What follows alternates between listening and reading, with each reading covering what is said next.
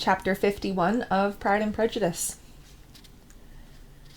Their sister's wedding day arrived, and Jane and Elizabeth felt for her, probably more than she felt for herself.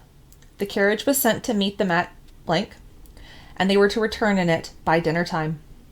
Their arrival was dreaded by the elder Miss Bennets, and Jane more especially, who gave Lydia the feelings which would have attended herself had she been the culprit, was wrenched in the thought of what her sister must endure. They came. The family were assembled in the breakfast room to receive them. Smiles decked the faces of Mrs. Bennet as the carriages drove up to the door. Her husband looked impenetrably grave, her daughters alarmed, anxious, uneasy. Lydia's voice was heard in the vestibule. The door was thrown open, and she ran into the room. Her mother stepped forward, embraced her, and welcomed her with rapture, gave her hands with an affectionate smile to Wickham, who followed his lady, and wished them both joy with an electricity which shewed no doubt of their happiness. The reception from Mr. Bennet, to whom they then turned, was not quite so cordial. His countenance rather gained in austerity, and he scarcely opened his lips. The easy assurance of the young couple, indeed, was enough to provoke him. Elizabeth was disgusted, and even Miss Bennet was shocked. Lydia was Lydia still, untamed, unabashed, wild, noisy, and fearless.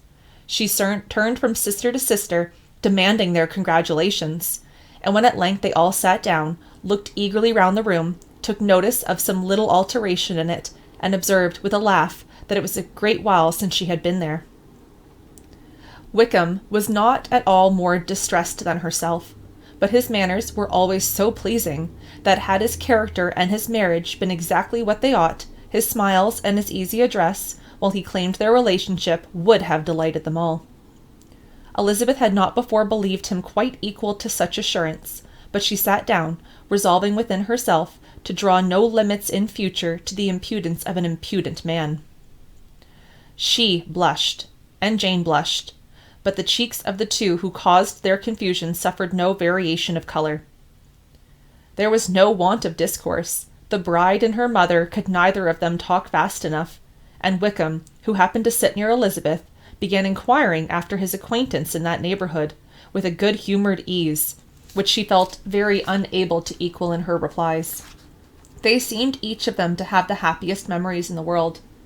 Nothing of the past was recollected with pain, and Lydia led voluntarily to subjects which her sisters would not have alluded to for the world. "Only think of its being 3 months," she cried, "since I went away. It seems but a fortnight, I declare, and yet there have been things enough happened in the time. Good gracious! When I went away, I am sure I had no more idea of being married till I came back again, though I thought it would be very good fun if I was." Her father lifted up his eyes. Jane was distressed.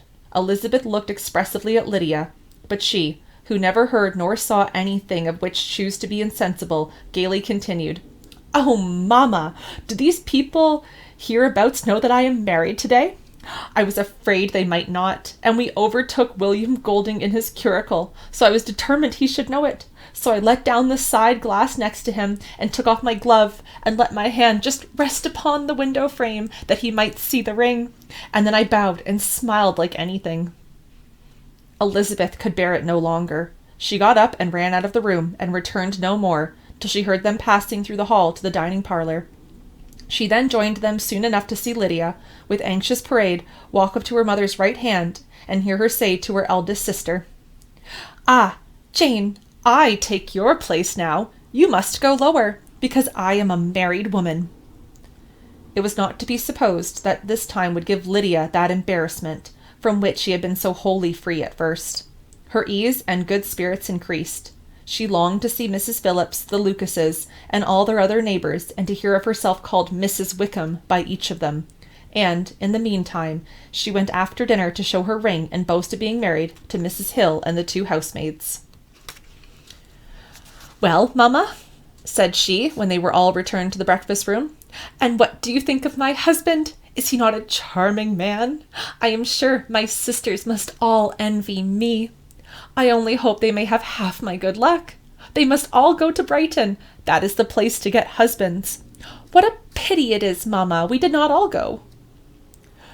"Very true, and if I had had my will, we should. But my dear Lydia, I don't at all like your going such a way off. Must it be so?" "Oh, Lord, yes. There is nothing in that. I shall like it of all things. You and Papa and my sisters must come down and see us. We shall be at Newcastle all the winter, and I dare say there will be some balls, and I will take care to get good partners for them all." "I should like it beyond anything," said her mother. "And then, when you go away, you may leave one or two of my sisters behind you, and I dare say I shall get husbands for them before the winter is over." "I thank you for my share of the favor," said Elizabeth, "but I do not particularly like your way of getting husbands." Their visitors were not to remain above 10 days with them. Mr. Wickham had received his commission before he left London, and he was to join his regiment at the end of the fortnight. No one but Mrs. Bennet regretted that their stay would be so short, and she made the most of the time by visiting about with her daughter and having very frequent parties at home. These parties were acceptable to all. To avoid a family circle was even more desirable to such as did think than such as did not. Wickham's affection for Lydia was just what Elizabeth had expected to find it, not equal to Lydia's for him. She had scarcely needed to present her observation to be satisfied, from the reason of things, that their elopement had been brought on by the strength of her love rather than by his. And she would have wondered why, without violently caring for her, he chose to elope with her at all, had she not felt certain that his flight was rendered necessary by distressing circumstances. And if that were the case, he was not the young man to resist an opportunity of having a companion. Lydia was exceedingly fond of him. He was her dear Wickham on every occasion. No one was to be put in competition with him. He did everything best in the world, and she was sure he would kill more birds on the 1st of September than anybody else in the country. One morning, soon after their arrival, she was sitting with her 2 eldest sisters. She said to Elizabeth, "Lizzie, I never gave you an account of my wedding, I believe. You were not by when I told Mamma and the others all about it.